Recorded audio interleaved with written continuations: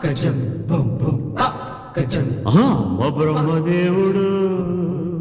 గజం కొంప ముంచినవురు గజం ఎంత గొప్ప సొగసురు